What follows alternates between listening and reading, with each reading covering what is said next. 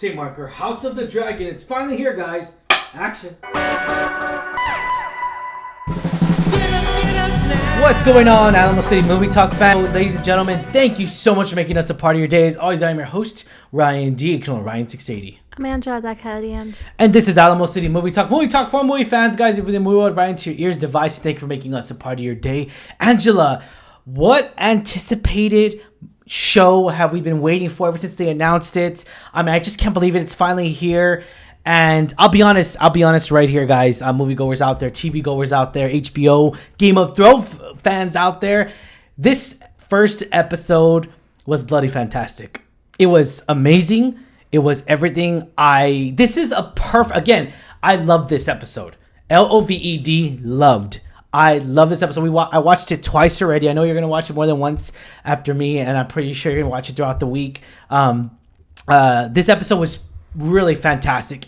As a pilot episode, this episode was such a mythology. It got us back into that mythology world. Got us back to that realm of just, oh man, everything's on the line again. It got me nervous. It got me just like, oh, like those cringy like moments of just like, oh, like it just this whole. I mean, let's go right at the bat, Angela. I mean, what did you think of this initial reaction? Just like myself here. I mean, what did you think of this? So, if you haven't already guessed, we are reviewing House of the Dragon episode 1. Yeah. I agree with you. I really loved it. I had such high expectations coming from Game of Thrones, not just because it's Game of Thrones, but because the last season could have been better. It could have been better. And let's all agree. I think everyone as a fan culture as a whole, we can all agree the last season of Game of Thrones was such a rush and it was such a disaster on certain aspects of it. Granted, I like certain scenes. I did. It gave us a close ending, but it felt rushed. I loved certain episodes of the last season of Game of Thrones. The episode where they finally have that battle, the long night at Winterfell, when Daenerys just destroys King's Landing with her dragons, right? So there are certain moments of that, but overall, it was a little disappointing.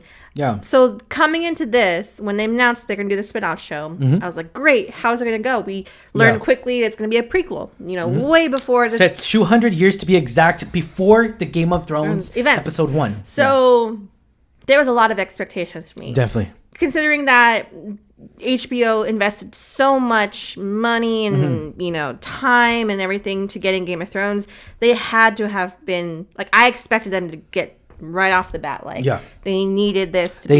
They needed this to be 100%. And they didn't disappoint. No, they really didn't. And so I know this is all brand new characters, like, from the Targaryen ancestry. I really liked the way the story unfolded. Yeah. I know it starts off with a little bit of the narration, kind of catches up to speed of what's going on. Yeah, I mean, it's crazy. We're living in a time to where there's just so many Targaryens everywhere. I love this, man. House dragons. And there's dragons too. We already saw like 2 or 3 of them. And again, this is coming back to the point of where this is how a show should start. This is a prime example of where so much anticipation, because let's be honest here, there's so much hype, so much high stakes here. And HBO did not disappoint. They really did it. They went full on throttle. We saw behind the scenes stuff as well, where they really went on depth and said, "Hey, this is our pilot episode. Let's argue right now." And I'm gonna argue with all the Game of Thrones fans that have said this is not that good. Okay, Game of Thrones fans, tell me. I mean, let's be honest here. I was not hooked on the first episode of Game of Thrones. I liked it. It was good, but I need to watch the next one, the next fourth, and so forth. Right? House of Dragon fans now, knowing that it's the same culture, the same mythology here, there was way more action in this first episode. Obviously, we're talking about spoilers. This is the very first action, the very first episode that we got in the pilot episode of Game of Thrones. Granted, the very first scene of Game of Thrones was the White Walkers, but that was really it. Everything else was a setup. You saw Jaime banging his sister, and then that was really that was really it. I mean, what did you think of Matt Smith in here, Angela? I mean, let's talk about the cast, the brilliant, fantastic cast in here, which plays Daemon. What you think of him? Did you enjoy? I enjoyed Matt Smith, and this is coming from a guy that has not seen Doctor Who. I have not seen Doctor Who, okay? But I loved Matt Smith in Morbius. Granted, whatever you guys think of it, I enjoyed his acting in there along with Jared Leto. But knowing where Matt Smith's now in this current time of this playing a Targaryen, he is a pure blood Targaryen. I love this. This was definitely evil. I love it. But what'd you think? So, and not to spoil too much, but I gotta agree with you. When you said that this episode has a lot more action to kind of keep you interested than the pilot, I agree with you. I did not fall in love with Game of Thrones the first episode. I didn't. It took me a couple episodes to actually get into it. Yeah. Once more story was told. Once we they went to King's Landing and we saw like the daughters, like Sansa and everything. Yeah. So I really like that. So anyways, I gotta say that this did pique my interest more than Game of Thrones. I know, blasphemy, right? Yeah. But I do agree. I love Matt Smith. I know him from Doctor Who. I know he's done a ton of work since. Yeah. That's where I saw him first. And so when he was cast in this, I got really excited because he is such a great actor, in my opinion. I think he's underrated, but I was very, very excited to see him there. He was really the only familiar face that I knew of. Yeah. And then, so I think he did such a spectacular job as Daemon, like the younger brother that's like prone to violence, and you may not want to root for to be on the throne. See, and that's the thing too. We're in a time to where, obviously, this is about. I love how this episode started because it started to where the mischief really started here with they chose King Viserys, and he didn't really want in a way he wasn't very ambitious to the throne in the books and what they said about the creators. Viserys wasn't really like wanting the crown. He wasn't very ambitious as much as Matt Smith's character is Daemon. And so knowing that, it really comes down to the stake of like this is a very hot Iron Throne. He said it in the show. He said in this episode, it's the most sought out throne. Like this is the throne where you're the enemy. You're looked upon. This is it. This, it's crazy. Yeah. Is like at each other's throats for the throne. Right? Yes, so exactly. It's the Game of Thrones. I agree with you. So I like the setup the way it is because it perfectly explains in the first 5 minutes of this episode what's going on, where it is at, and then it kind of jumps a little bit forward in time after the first scene to kind of explain where it's at. Perfect start. I really liked the cast. Aside from Matt Smith, I really liked like the guy who played Viserys, the king, which was Paddy Constantine.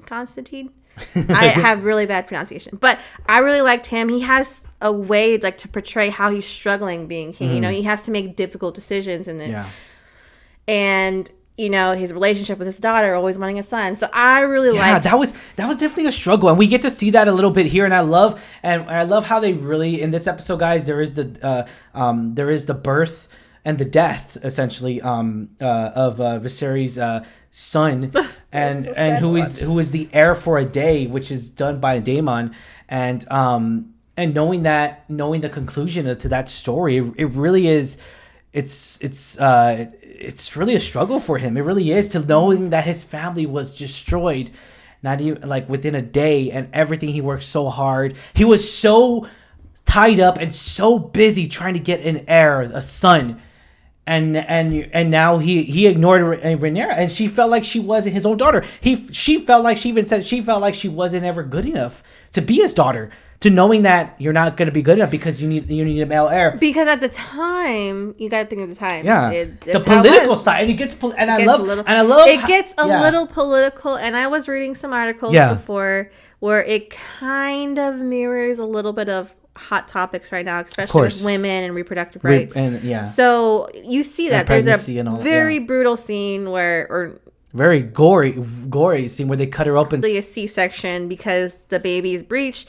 Not coming out, can't turn him. Oh, man.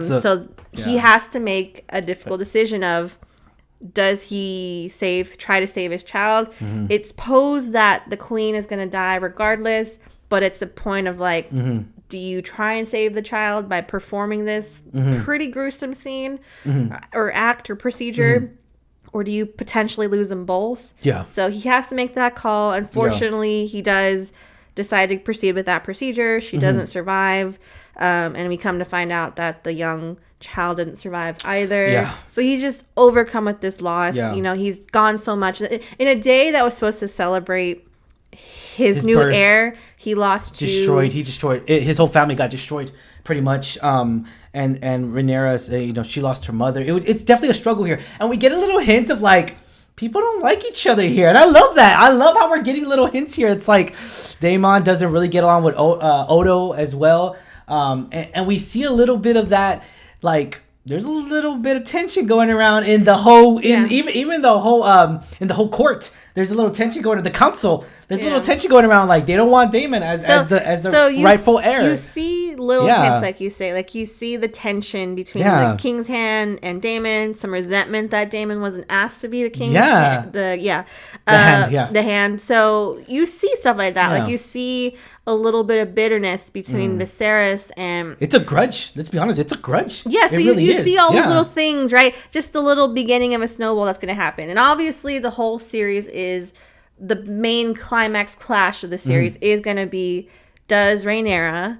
Is she accepted to be on the throne as this heir? And that's the whole conflict. And you see it set up very beautifully. Like, I think the way it transitioned to that is done. Yes. And I like that they set it up 100%. In the first episode, because I would have not liked it if it was like 3 out of 10 episodes in, then they do it. I think getting it out of the way, ripping that Band-Aid off, and then setting it up for so much more story after. Exactly. And that's the thing too, is that this very end of this episode, it ends on a high note, on a closure, that she is the new heir to the Iron Throne, and she has to keep all the 7 kingdoms alive. And this is, you know, and we talk about this, you know, you said at the beginning of this episode, or the beginning of this episode was like the story unfold. Well, let's be honest here, it just barely is. This story of her reign is gonna unfold right now, and we're gonna see how Matt Smith deals with it, how her uncle deals with that, because we saw a little bit of fight scenes here. We saw a little bit of like a little sneak peek at the very end of this episode. So we also see like tensions, like you said, during the tournament that's supposed to be celebrating the king's heir, right? Yeah. They have this jousting tournament, and you see like Daemon loses to someone from Dorne, and so you see that character pop up again in the coming season. Exactly. So you'll see that, you know, come to head. You'll see Odo is actually he keeps getting, him and Daemon don't like each other at all. Yeah, and then so, you kind of see like a little setup where Otto kind of nudges his daughter to comfort the king in his mourning. So you kind of like see that setup start. Yeah. And you're like, where does that go? Yeah. And then you see like I love it. Yeah. You see like I said, at the very end, Rhaenyra, she's like crowned the heir, right? So obviously the king's fine, nothing's happening, but something is going to happen soon. You see it jump to where she is older. It's confirmed she has him older. So there is a time jump happening somewhere. Exactly. And we get into the form of, you know, they mentioned it even in the trailer, is that the men would burn the world. I believe she said men would burn the world than rather see a woman in the Iron Throne. And that's the crazy thing is, and I love how Viserys actually touched up on it. The creators of the show touched up a little bit on it as well, was that obviously it didn't happen in this time, right? Was the White Walkers coming? Winter's coming. Winter's gonna bring the end of man. And I love how they tie. I love that. I'm pretty sure we're gonna get more of it. I really do. I really hope so. We saw Stark. We saw the Baratheons. We saw, you know, a lot of ancient houses, and I love that. I love it more where it's like, oh, that's him. That's the ancestor of the Starks. It's those little, I don't want to say Easter eggs, but the little ties that you're just like, oh. You love it. We love it too. But yeah, I'm going to give this an episode. I'm going to give this overall an episode as a pilot episode, as a number 1 pilot episode here, guys, to start off any new series here. I mean, this is a 10 for me. It really is, because it really completed everything that I expected out of it. It got that bad taste of the last season out of my mouth, or out of that feeling. And let's be honest here. I mean, this broke records on HBO Max as well. Man, this is crazy. We're living Everyone is watching the show. All of the fans who are like hype from the Game of Thrones series. Not the last season, of course. Not the last season, but just the series in general, who are fans. Like, I would say I'm a fan, even though I didn't like the last season. Oh, I'm a fan. Still a fan, right? 100%. I'm sure a lot of people are like that. So I was really excited to hear that it broke record because this was a highly anticipated. Everyone was on the edge of their seat wondering, how is this going to go? Yeah. Is this going to be kind of like the last season of Game of Thrones where it's not, it's okay? Is it going to reach that hype level? And for me, it did. I would give it probably a solid 9 because I really enjoyed it. Again, I love the cast, all of the cast. I really can't wait to see how this setup unfolds. I like the way it did set up. I mean, to be honest, how it transitioned, again, from the very first start, there was that small time jump from there, and then how it's setting up for potentially another time jump.